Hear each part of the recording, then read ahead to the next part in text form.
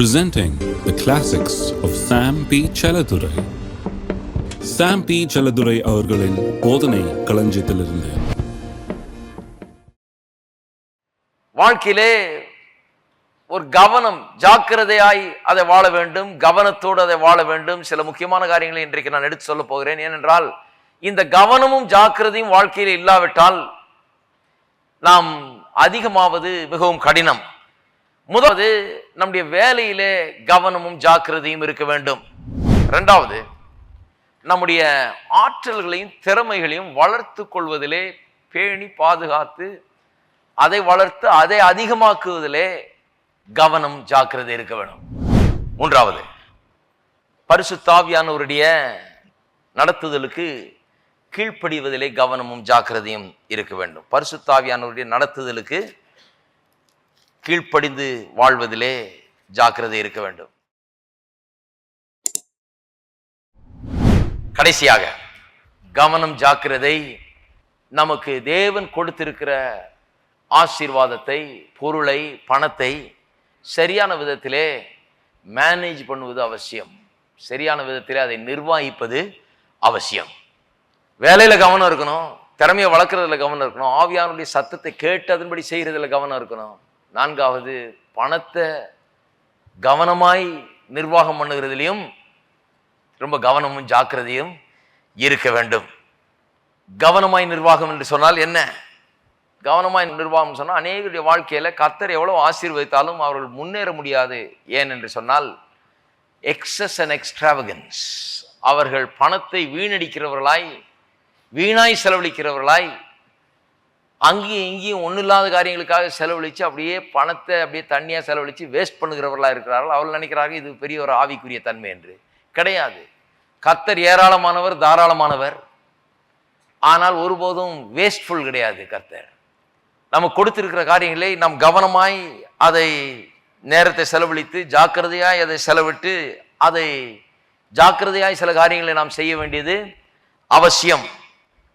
Excess and எக்ஸ்ட்ராவகன்ஸ், அதாவது வாழ்க்கையிலே இப்படியே ஒரு மாதிரி பணத்தை பற்றி ஒரு நிர்வாக திறமை, பணத்தை நிர்வகிப்பது எப்படின்னு தெரியாம பணத்தை கையாண்டால் அந்த வாழ்க்கையில முன்னேற்றம் இருக்கவே முடியாது. அப்படிப்பட்டவர்கள் என்ன பண்ணுகிறார்கள்? சாதாரணமாக கவனித்தீர்கள் சொன்னால் அவருடைய வருமானம் ஒரு அளவுக்கு இருக்கும், அவருடைய வாழ்க்கை அந்த வருமானத்துக்கு மிஞ்சின அளவுக்கு அவருடைய வாழ்க்கை அமைத்து கொண்டிருப்பார்கள். ஏனென்றால் எவ்வளவு வருதுன்னு கணக்கு போடுறது கிடையாது, எவ்வளவு போகுதுன்ற கணக்கும் தெரியாது. இவ்வளவுதான் வருது, இவ்வளவுக்குள்ள நான் வாழ வேணும்ங்கிற அந்த கணக்கு, ஒரு அடிப்படை கணக்கு அவர்கள் போடுறது கிடையாது. அப்ப எதுவும் மிஞ்சுறது கிடையாது. 31ஆம் தேதி வந்த ஒன்று பார்த்தா கடன் தான் மிஞ்சுது. செலவாகி இன்னும் கடனும் வாங்கியாச்சு, இப்போ அதை செலுத்தணும், அதுக்கு வட்டியும் செலுத்தணும், அந்த வட்டிக்கு குட்டியும் செலுத்தணும். அந்த வட்டி குட்டி போடுது. நம்ம நாட்டில் அதிகமாக குட்டி போடுது பாருங்க. குட்டி போடுற வட்டி ரொம்ப. என்ன சட்டம் போட்டாலும் இந்த வட்டியை போட்டு தீட்டி ஆளை ஒன்றும் இல்லாமல் ஆக்குற உலகம் இது. இன்ட்ரெஸ்ட் என்ற வார்த்தைக்கே அர்த்தம் என்னவாம்? பைட்டுன்னு அர்த்தம். பைட்னா கடிக்குதான். எப்படி கடிக்குதுன்னா, சம்பளம் 10,000 ரூபா வாங்கினீங்கன்னா இன்ட்ரெஸ்ட் நிறைய இருந்ததுன்னா இந்த இன்ட்ரெஸ்ட் உங்கள் சம்பளத்தின் பெரும்பகுதியை கடிச்சு கவ்வி விழுங்கிடும்னு அர்த்தம். அதுதான் இன்ட்ரெஸ்ட். ஞாபகம் வச்சுக்கோங்க. இன்ட்ரெஸ்ட்னு சொன்னா வாயை பொழந்துக்கிட்டு உங்களுடைய வருமானத்தின் ஒரு பெரும் பகுதியை அப்படியே கவ்வி எடுத்துக்கொள்ள போகிறது. அதுதான் இன்ட்ரெஸ்ட். கடனே வாங்கக்கூடாதுன்னு இல்லை, நாம் ஜெயிக்கிற விதத்தில் கடன் வாங்குறது பாருங்க. பெரிய பெரிய பிஸ்னஸ் எல்லாம் நடக்குது.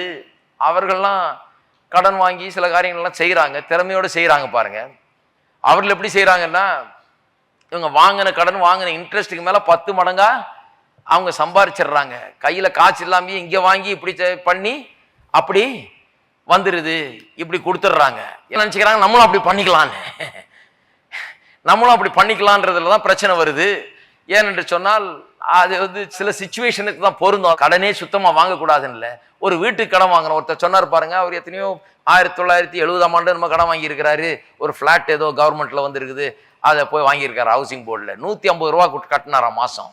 150 ரூபா கட்டும்போது அவருக்கு சம்பளமே 400-500 ரூபா தான் சம்பளமே. அப்போ சொன்னார், அவர் ரொம்ப 400 ரூபா சம்பளத்தை வாங்கிட்டு 150 ரூபா கட்டினா ஒன்றும் மிச்சமே இருக்காது பிரதர், ரொம்ப கஷ்டமா இருக்கும் அப்படின்னாரு. ஆனால் போக போக போக சம்பளம் அதிகமாகி அவர் சொல்றாரு, 15,000 சம்பளம் வாங்கும் போது 150 ரூபா தான் கட்டிட்டு இருந்தேன்.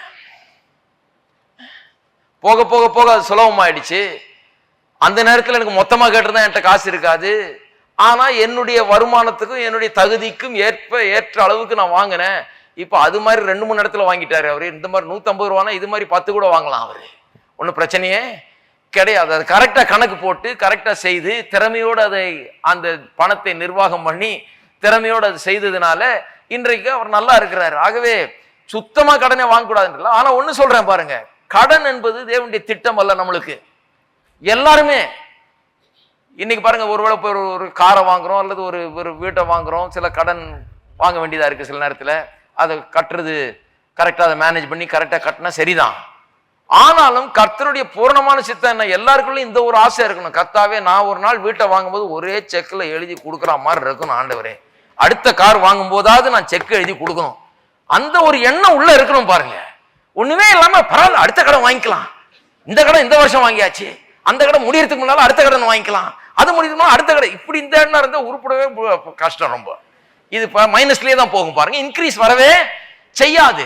இன்னைக்கு ஒருவேளை நம்ம கடன் வாங்கியிருந்தா கூட, வீடு கட்டுறதுக்கோ அல்லது எதுக்கோ சில நல்ல கடன்களை வாங்கி இருந்தாலும் கூட திறமையாய் நிர்வாகித்து உள்ளத்திலே ஒரு உயர்ந்த எண்ணத்தை உடையவர்களா இருக்க வேணும். ஒரு நாள் ஒன்று வரும், ஒரே செக்கை எழுதி நான் வாங்கக்கூடிய ஆளாக நான் மாற வேண்டும். எனக்கு அப்படி ஆசை இருக்குது. இருக்கீங்களா?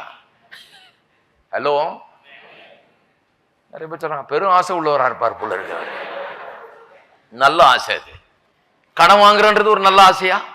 கடன் வாங்கியே பொழைச்சிக்கலாம். இன்னைக்கு இங்க வாங்கி சாப்பிடலாம், நாளைக்கு அங்க வாங்கி, இன்னைக்கு அவரை கேட்டா கொடுப்பாரு, இந்த பிரதர் கொடுப்பாரு, அவர் ரொம்ப இரக்கம் உள்ளவர், இவர் ரொம்ப நல்லவர், அங்க வாங்கி. இந்த வாங்கி வாங்கி சாப்பிடுறது ரொம்ப தப்பு பாருங்க. வீட்டுக்கு வாங்குறது வேற, வீடு கட்டுறதுக்கு சில காரியங்களுக்கு வாங்குறது வேற.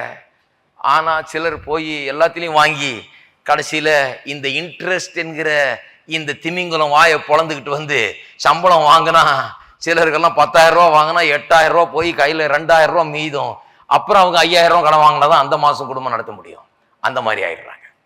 எல்லாம் ரொம்ப அமைதியா இருக்கிறீங்க, என்னன்னு தெரியல. இன்னைக்கு சில சொல்றாங்க செழிப்பை பற்றி பிரசங்கம் பண்ணீங்கன்னா இதெல்லாம் சொல்லிட்டு இருக்கிறீங்க. எப்படி பிளஸுக்கு போறதுன்னு சொல்லிட்டு இருக்கிறேன். கடன் வாங்கிட்டே இருந்தா பிளஸுக்கு போக முடியாது. கடனை நிறுத்த வேணும்ங்கிறதுக்கு ஒரு திட்டம் போட வேணும். உள்ள ஒரு மன உறுதி உண்டாக வேண்டும். என்னுடைய வாழ்க்கையில் இருக்கிற எல்லா கடனையும் நான் ஒழிப்பேன், ஒழித்ததை தீர்த்து கட்டுவேன், கடன் இல்லாதவனாக நான் வாழக்கூடிய ஒரு நிலைக்கு நான் வருவேன், வர வேண்டும். ஒன்னொன்னா ஒழிக்கணுங்கிற ஒரு பெரிய திட்டத்தை வைத்து, தீர்மானத்தை வைத்து, அதுக்கு நேராக நம்முடைய மனதை செலுத்தி, விசுவாசத்தை அதுக்கு நேராக செலுத்தி சென்றால்தான் அதிகம் உண்டாகும் நாளைக்கு. ஹலோ, இப்படிப்பட்ட பரிசுத்தமான எண்ணங்களை உள்ள வைங்க. இன்னைக்கு ஒரு பைக் வாங்குறதுக்கு ஒரு வேலை போய் வாங்க வேண்டியதா இருக்கும். இதுக்குன்னு நான் 40,000 ரூபா கையில இருக்கும்போது தான் வாங்கன்னு சொல்லல. சரி, 7,000 ரூபா 8,000 ரூபா சம்பளம் வாங்குறாரு, 40,000 ரூபா உடனே கையில இல்லை, போய் வாங்கி மாசம் 700-800 ரூபா கட்டுறாரு. கட்ட முடிஞ்சா கட்டிக்க வேண்டியதான், கரெக்டா கட்டி முடிக்க வேண்டியதுதான். ஆனா இப்படியே தான் நீ கடைசி வரைக்கும் பொழைப்பு நடத்தணுன்றது தப்பு. இருக்கீங்களா? கர்த்தர் ஆசீர்வதிப்பார், உயர்த்துவார். இதெல்லாம் ஒழிச்சு கட்டிட்டு ஒரு நாள் இதுக்கெல்லாம் மேல வந்து இதுக்கெல்லாம் மேல நான் வாழ வேண்டும். கடன் வாங்காதிருப்பாய் நீயோ அநேக ஜாதிகளுக்கு கடன். நிறைய ஜாதிகளுக்கு கடன் கொடுக்கணும்னா எவ்வளவு இருக்கணும்? இங்க அக்கம் பக்கத்து வீட்டுக்காரனுக்கு கடன் கொடுக்கறது இல்ல, நிறைய ஜாதிகளுக்கு, நேஷன்ஸ்க்கு கடன் கொடுப்பாய் என்று ஆங்கிலத்தில் எழுதி இருக்கிறது. அநேக தேசங்களுக்கு கடன் கொடுக்கிறவர்களாக நான் மாற வேண்டும். அப்பேற்பட்ட விதத்தில நான் வாழ்க்கையில உயர வேண்டும் என்கிற ஒரு எண்ணம் வரும்போது கண்டிப்பா நடக்கும். ஜான் வெஸ்லி என்கிற தேவனுடைய தாசன் சொன்னார், make all you can. John வெஸ்லியா சொன்னார், நிறைய பேருக்கு சந்தேகமா இருக்கும். நல்ல மெத்தடிஸ்ட் அவர் பாருங்க. Make all you can, save all you can and give all you can. நல்ல பாலிசி அது. என்ன கேட்டீங்கன்னா, அவர் சொல்றார், எவ்வளவு சம்பாதிக்க முடியுமோ சம்பாதி, ஒழுங்காக முறையாக எவ்வளவு சேர்க்க முடியுமோ அவ்வளவு சேரு, எவ்வளவு கொடுக்க முடியுமோ அவ்வளவு கொடு. இருக்கீங்களா? ஆனா சிலருக்கெல்லாம் அந்த பிளானே கிடையாது, சேர்க்கிற பிளானும் கிடையாது, எதுவும் கிடையாது. வாழ்க்கையில எந்த ஒரு திட்டமும் வாழ்க்கையில கிடையாது. அப்புறம் எப்படி இன்க்ரீஸ் வரும் பாருங்க. வாழ்க்கையில் ஒரு சரியான ஒரு திட்டம் கிடையாது, ஒரு சரியான நோக்கங்கள் கிடையாது. எப்படி உயர வேண்டும் என்கிறதுக்கு சில காரியங்கள் அவர்கள் கவனம் செலுத்தாமல் இருக்கிறபடினாலே காரியங்கள் நடப்பது கிடையாது. அருமையா சொல்லி வச்சிருக்காரு பாருங்க. அதனால தான் அவ்வளவு பெரிய வேலையை செஞ்சு முடிச்சுட்டு போயிருக்காரு John Wesley. Make all you can, save all you can and give all you can. இருக்கீங்களா? சேவ் பண்றதுல ஒன்றும் தப்பு இல்லை.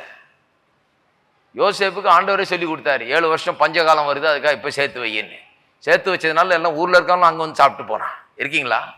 எனக்கு தெரிஞ்ச ஒரு பெரிய ஊழியக்காரர் சொன்னார் அமெரிக்காவில். அவர் சொன்னார், அங்கே ஒரு விதமான பஞ்சம், ஊழியங்களுக்கெல்லாம் காசு நிறைய வர முடியாத ஒரு நேரமாக இருந்துதான். அப்போ கர்த்தர் அதுக்கு முன்னால் அவரை வார்ன் பண்ணாராம். சொன்னாராம், இப்போ வருகிற வருமானத்தில் 30% எடுத்து வை, ஏன்னா கொஞ்சம் பிரச்சனை வருது முன்னால் அப்படின்னு இவரை வார்ன் பண்ணப்போ 30% எடுத்து வச்சாராம். பாருங்க, எடுத்து வைக்கும்போது வருகிற வருஷங்களில் பெரிய ஒரு அந்த தேசத்திலே ஒரு விதமான பணத்துக்கு கொஞ்சம் பஞ்சம் தட்டுப்பாடு ஏற்பட்ட போது எல்லாம் கஷ்டப்பட்டு எல்லாம் தவிக்கிற நேரத்தில் இவருடைய ஊழியம் நல்லா ஸ்மூத்தாக போயிட்டு இருந்துச்சான். ஏன்னா கர்த்தருடைய நடத்துதலுக்கு கீழ்ப்படிந்து அதற்கு செவி கொடுத்து எப்படி சேர்க்கணுமோ அப்படி சேர்த்து, எப்படி செலவழிக்கணுமோ அப்படி செலவழித்ததுனால. சேர்க்கறதுல ஒன்றும் தப்பு கிடையாது. சேர்க்கும் போதே நான் எந்த எண்ணத்தோடு சேர்க்கிறேன், கர்த்தாவே உம்முடைய வேலைக்காக நிறைய காசு தேவைப்படுது, அதுக்காக நிறைய. இருக்கீங்களா? அப்படிதான் சேர்க்கிறோம். நம்ம எப்படி சேர்க்கிறோம்? கர்த்தாவே உமக்கு எப்போ தேவைப்படுதோ அப்போ கரெக்டாக கையில் காசு இருக்கிறதுக்காக இப்போ நான் எடுத்து வைக்கிறேன், திறமையோட நான் அதை செய்கிறேன், ஒழுங்காக அதை செய்கிறேன், உமக்காக நான் இதை செய்கிறேன், உம்மை கனப்படுத்தும்படியாக அதை செய்கிறேன், உமக்காக செலவிடும்படியாக நான் இதை செய்கிறேன், உம்முடைய காரியங்களுடைய தேவைகளுக்கு இது தேவைப்படும் என்று சொல்லிதான் நான் இதை செய்கிறேன் என்று சொல்லி அந்த ஒரு எண்ணத்தோடு செய்யும் போது கர்த்தர் அந்த சேமிக்கிறத கூட ஆசீர்வதிக்கிறார். எத்தனை பேர் விசுவாசிக்கிறீங்க? கடனை ஒழிச்சு இதெல்லாம் சரியா செய்யும் போது இன்க்ரீஸ் உண்டாகிறது. கூடிய சீக்கிரம் பார்த்தீங்கன்னா அதை கரெக்டாக செஞ்சுக்கிட்டே போனால் 1000 மடங்கு இன்க்ரீஸ் நிச்சயமாக உண்டாகும்.